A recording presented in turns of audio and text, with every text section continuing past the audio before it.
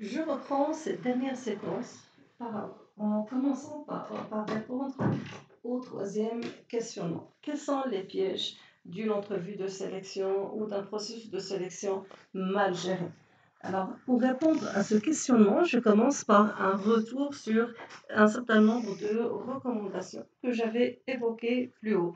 Alors, pour m'assurer que mon processus de recrutement est optimal, je commence déjà par, ou vous commencez en tant que gestionnaire, par vérifier le niveau de cohérence du profil que vous avez annoncé ou que vous avez déterminé avec la définition ou les prérequis du poste à pourvoir.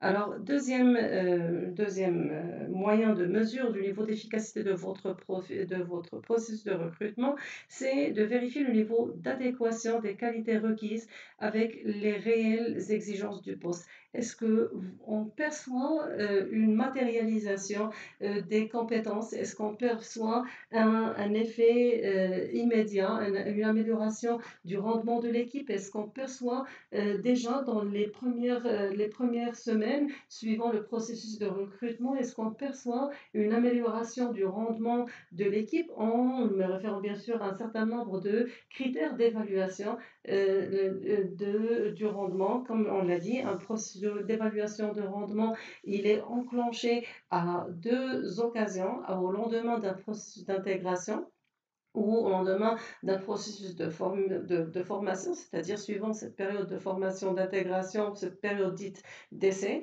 et dans des circonstances normales, soit sur une base annuelle ou semestrielle, dépendamment des enjeux de l'organisation. Mais comme il s'agit de mon processus de recrutement, eh bien, j'essaie de vérifier jusqu'à quel point le candidat apporte une valeur ajoutée à l'organisation. Est-ce que la présence de ce nouveau candidat permet de diminuer cette surcharge en matière de travail auprès des effectifs? Est-ce qu'il arrive à collaborer, maîtriser ou démontrer une certaine compétence collective, etc. Donc, plus mon appréciation, ma préparation de mon processus de recrutement est efficace, plus le niveau d'adéquation du profil du candidat va se projeter dans la façon avec laquelle il va intégrer l'organisation, il va assumer une part de responsabilité dans l'organisation et il va marquer une amélioration au niveau du rendement qualitatif ou quantitatif de son entité de travail ou dans son équipe de travail. Alors, la vérification et la pluralité, pardon, la pluralité, la multiplication, et non pas la vérification, la multiplication des sources d'information et les plus pertinentes, des canaux de diffusion de l'information les plus pertinents, eh bien, vont me permettre d'atteindre la plus large population et ça va me permettre également d'optimiser mes chances de tomber sur le profil de candidat ou le profil de compétence recherché. Alors, une quatrième recommandation, c'est la vérification du respect de mon processus, la vérification du niveau de conformité de mon processus de recrutement à la dimension légale. On le sait bien, avant d'ouvrir un poste ou au moment de l'ouverture d'un poste, on détermine un certain nombre de critères et ces critères sont communiqués, mais ces critères de sélection ne devraient pas être discriminatoires en aucun cas. Ils peuvent être, s'il s'agit d'une visée de l'organisation, d'augmenter, je dirais, la représentation d'une population à l'intérieur en son sein, si, admettons, vous cherchez à atteindre un niveau d'équité des genres au niveau je dirais, au niveau d'un poste d'encadrement intermédiaire, par exemple, eh bien, il est certain qu'en dehors du profil de compétences adéquat à la visée ou aux besoins de l'organisation, eh bien, vous déterminez à une proportion de majoration de critères, ou un critère supplémentaire qui est le critère de féminité du poste. C'est-à-dire que si l'organisation s'engage dans un processus de discrimination positive pour rehausser le niveau d'accès du genre féminin au poste d'encadrement intérieur et supérieur, un critère pourrait être mis en valeur, communiqué dans et justifié, visé d'équité. Si, admettons, l'organisation par réponse à un devoir moral, à ce qu'on appelle un devoir social, ou pour être un peu dans l'adéquation avec sa visée ou sa vision de la responsabilité sociale, et qui souhaite assimiler une proportion de personnes souffrant d'un handicap physique spécifique, eh bien, ce critère pourrait être mis en valeur et justifié. Autre mesure, les autres critères discriminatoires sans fondement de vision, je dirais de vision de responsabilité sociale ou autre, ou d'équité, eh bien, risquent d'être passibles de poursuites judiciaires. Autrement dit, des critères tels que l'âge, la situation familiale, malheureusement, cette erreur, on l'a toujours sur les curriculums vitae de nos jeunes candidats. Souvent, et spontanément, et de manière innocente, les candidats mettent sur leur CV, leur situation familiale, s'ils sont célibataires ou pas, mariés, célibataires, nombre d'enfants, etc. Ce sont des critères qui sont discriminatoires. Un employé, il recrute pour pouvoir un poste, il recrute un profil de compétence et non pas la personne. Ce n'est pas la personne qui compte, sa situation familiale compte, mais c'est son profil de compétence et sa capacité à répondre aux attentes de l'organisation. Donc, ces critères tels que l'âge, tels que la situation familiale sont discriminatoires. L'origine, l'orientation religieuse ou sexuelle, tout ça sont des critères considérés comme étant discriminatoires, passibles de poursuites judiciaires. Au moment de la communication et au moment de la formalisation de mon contrat, je m'assure à ce que mon est légal et conforme sur le plan légal. Alors, la vérification des outils de sélection, ça on l'a dit, on s'est arrêté à plusieurs reprises sur ce point. La vérification des termes du contrat pour éviter qui est des clauses contradictoires au code de travail. Alors, ça, c'est un élément important. Comme vous le savez, toute règle quand elle est contraire aux normes en vigueur. C'est-à-dire, si, admettons, vous exigez dans votre contrat de travail un nombre de travail qui dépasse le temps légal prévu par la loi, eh bien, c'est une clause qui est portée à nullité. Si par erreur ou par méconnaissance, vous mettez une clause concernant la mobilité en la conditionnant avec un critère, comme je l'ai dit, discriminatoire, et bien si votre employé refuse de se soumettre à cette clause au lendemain de la signature de ce contrat, si votre nouvel employé décide de refuser une tâche ou de se soumettre à une des clauses du contrat, eh bien il sera dans la totale légitimité de refuser tout ce qui est contraire à la loi et que vous avez mis dans votre contrat. Tous les termes d'un contrat tombent dans la nullité, comme je l'ai dit, quand ils sont contraires au règlement ou au règlement interne. On a s'il s'agit ou au statut particulier, s'il s'agit d'une organisation publique ou simplement aux lois en vigueur dans un pays donné. Donc la vérification de la cohérence et de la conformité du contrat de travail est un impératif. Alors, d'autres indicateurs de vérification du niveau de réussite de votre processus de sélection, eh bien, c'est le degré de sélectivité. Ce degré de sélectivité, on le calcule de manière assez simpliste. C'est le nombre tout simplement de personnes reçues sur le nombre de candidatures. Donc, est-ce qu'on a réussi à attirer, je dirais, une forte proportion des candidatures? Est-ce qu'on a à les déplacer? J'avais tout à l'heure parlé d'un processus équitable qui risque de biaiser le jugement des gens sur l'honnêteté de la structure et son intégrité morale. Eh bien, en effet, quand une organisation a la réputation de recruter sur une base équitable, juste, et bien forcément, les candidatures, le nombre de personnes reçues par rapport au nombre de candidatures est souvent pas optimal. Pourquoi? Parce que si vous avez si vous avez une très vite entrée au niveau du marché de l'emploi, forcément, votre niveau d'attractivité est très très élevé. Alors, comme je l'ai dit tout à l'heure également, un processus de recrutement, il peut être mesuré et le niveau d'efficacité d'un processus de recrutement, il se reflète également au niveau du taux de roulement, du turnover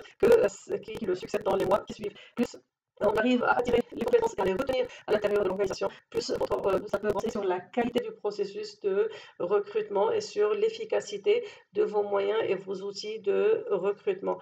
Alors, le nombre de départs en période d'essai autant que dans les années qui suivent, c'est un peu les deux indicateurs, comme je l'ai dit, qui sont à observer et à prendre en considération dans la mesure et la confrontation du niveau d'efficacité de votre processus de recrutement et son adéquation avec les besoins réels de l'organisation.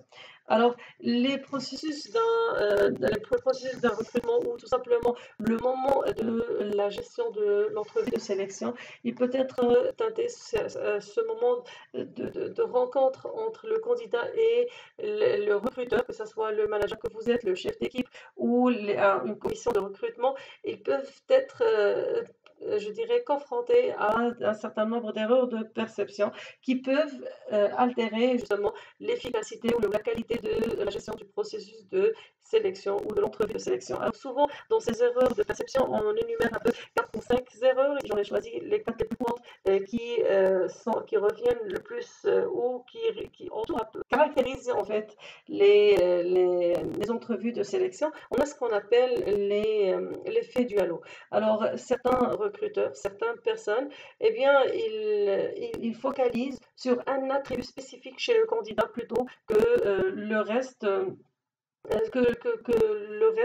des enjeux, c'est-à-dire que soit on se laisse, je dirais, entraîner dans une image ou de l'image que la personne cherche à nous renvoyer. Alors, j'explique cet effet du halo, c'est quand la personne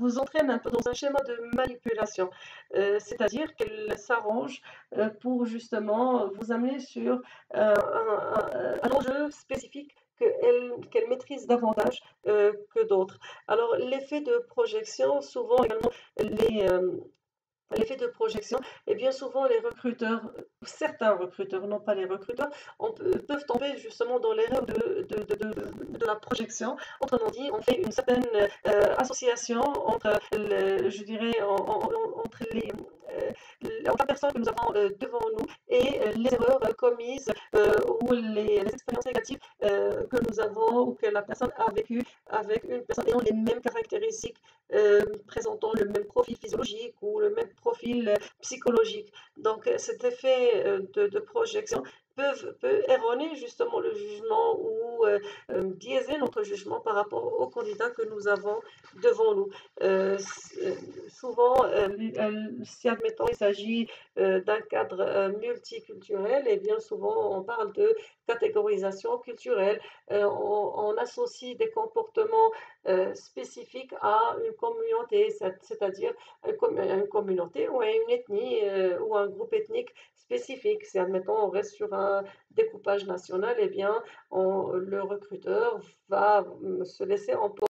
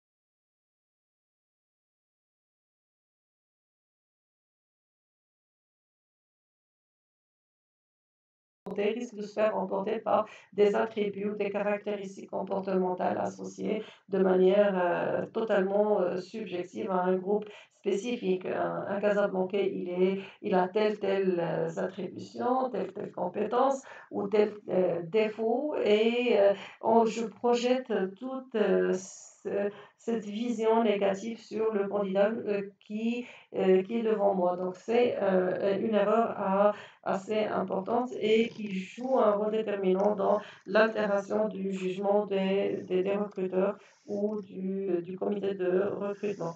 Alors, l'effet de désirabilité, on a dit qu'on peut se retrouver face à un candidat qui, comme je dirais, je l'ai peut-être évoqué dans l'erreur sur l'effet du halo, eh bien, dans l'effet du halo, eh bien, on reste sur cette première impression, d'accord? On reste sur cette première impression, on reste fixé sur la première impression que nous avons perçue ou que nous avons perçue chez les candidats, un niveau de confiance ou un niveau de stress ou un niveau de méfiance et on le juge en fonction. Ça, c'est un peu mon effet du halo. Mon effet de désirabilité, c'est un peu similaire dans la mesure où le candidat il peut nous renvoyer une image extrêmement positive de lui, mais il va nous manipuler, nous orienter surtout vers les domaines qu'il maîtrise et nous ramener ou nous faire dévier sur le sens même de l'évaluation que nous avons prévu sur d'autres volets du travail. Et c'est la raison pour laquelle le rattachement du recruteur à la grille ou au guide qui est mis à sa disponibilité dès le départ diminue justement le risque de tomber dans ce genre d'erreur. Alors, l'effet d'attribution, eh bien, c'est un trait de caractère, souvent d'internalité ou d'externalité. Autrement dit, certains candidats se donnent le mérite de tout ce qui réussit autour d'eux. Ils s'approprient la réussite des équipes auxquelles il a appartenu. Il s'approprie les mérites et les succès des autres et il rejette souvent avec beaucoup plus d'aisance les échecs sur les autres. Alors, quand on a ce trait d'externalité assez exagéré, eh bien, ça devrait nous alerter et nous alarmer sur la qualité de la personne que nous avons devant nous. Donc, c'est vrai que ça peut être s'apparenter à une confiance en soi, et chose qui est souvent un niveau de confiance en soi, qui est chose qui est souvent requise chez le candidat. Mais quand on a face à nous un candidat qui exagère en quelque sorte ses succès, qui exagère ses mérites, eh bien, ça devrait nous, et qui se rabat par contre, ou de critiques renvoie énormément de critiques sur son environnement externe, eh bien, ça devrait nous alarmer. Alors également, c'est un certain nombre de recommandations à ne pas perdre de vue pour optimiser la phase de gestion de l'entrevue de sélection. Alors, un certain nombre d'outils, certains DRH ou certaines entités de placement, agences de placement ou de recrutement procèdent à une évaluation des candidats, non seulement à travers une présélection sur la base d'un certain nombre de critères, elle va également compléter cette phase de présélection par je dirais, une pluralité d'outils, soit des tests d'aptitude, des tests de personnalité, des tests de graphologie, etc. Alors, chaque élément joue un rôle déterminant. Alors, l'entrevue de sélection reste quand même l'outil indispensable pour déterminer le niveau de cohérence du profil de candidat par rapport au poste. Sur le plan scientifique, c'est un outil indispensable, c'est un outil de base indispensable et ses qualités pratiques sont garanties. Et par contre, où ces avantages sont garantis. Alors par contre, on a également d'autres tests qui sont souvent utilisés dans le cas de structures ayant qui procède à un recrutement massif, qui ouvre un certain nombre de postes de manière, je dirais, simultanée et procède à un recrutement d'une large population, eh bien, on va passer par les tests d'aptitude. Alors, que ce soit les tests d'aptitude ou les tests de personnalité, moi, je pense que sur le plan scientifique, ça reste intéressant. Par ailleurs, ils sont très contournables dans la mesure où, si je prends l'exemple du test d'aptitude, est très efficace, mais il ne me renseigne pas sur la qualité ou les qualités humaines. Maintenant, sur le plan pratique, il peut avoir des résultats concluants sur le niveau de maîtrise. Admettons, je suis dans une logique de recrutement pour un poste en matière de système d'information. Mon test d'aptitude pourrait être pertinent. Mais si en matière d'audit, par exemple, ou de gestion financière, est-ce que je vais me limiter à évaluer mon candidat par rapport à la maîtrise d'un certain nombre d'outils opérationnels ou est-ce que je vais m'intéresser également à son profil psychologique? Eh bien, les deux feraient combiner, pourraient me renseigner davantage sur la qualité de mon candidat sans me passer bien sûr de mon entrevue de sélection qui va me valider ces résultats. Alors, les mises en situation, elles sont également assez intéressantes. J'ai récemment vu un certain nombre d'organisations qui ont essayé de briser le classique de l'entrevue de l'entrevue de sélection et de procéder, de procéder à une évaluation en dehors du contexte du travail, dans des cadres ludiques, où est-ce que le candidat est appelé à gérer un certain nombre de situations et entamer de manière informelle des discussions avec des membres de jury selon un temps alloué aux différents candidats sur une base, je dirais, plus ou moins spontanée. Donc les mises en situation, les rencontres sur des bases dans des contextes informels, oui, certes, ils permettent aux candidats de mieux gérer leur stress, de déstresser en quelque sorte et de démontrer le meilleur d'eux-mêmes. Par ailleurs, l'effet est limité et ce n'est pas pratique quand on fait affaire à une large population, quand on a plusieurs postes à pourvoir. Alors, la graphologie, c'est l'un des tests que sur moi personnellement, je je discrédite à 100%. Alors, la graphologie, les graphologues, tout simplement, on va vous demander de formuler une demande manuscrite et en fonction de la façon avec laquelle vous moulez vos lettres, on va juger de votre niveau de stabilité et votre niveau de confiance en vous, etc. Et alors, moi, je discrédite totalement cette évaluation basée sur la graphologie pour la simple raison un candidat, s'il voit que la qualité de son écriture n'est pas assez bien, eh bien, il pourrait offrir, je dirais, demander, sous-traiter en quelque sorte, de demander à un tiers de rédiger sa demande de motivation, sa lettre, tout simplement pour éviter d'être mal jugé par rapport à sa qualité graphologique. Autrement, on se retrouve à ne pas évaluer la bonne personne. Donc, personnellement, je ne considère pas que les tests graphologiques ont aucun crédit sur le plan scientifique autant que sur le plan euh, euh, pratique. Alors, il y a également d'autres tests d'embauche, comme les tests techniques et professionnels qu'on retrouve au niveau des agences de placement, qui sont pertinents. C'est-à-dire, admettons, vous cherchez à pourvoir un poste au niveau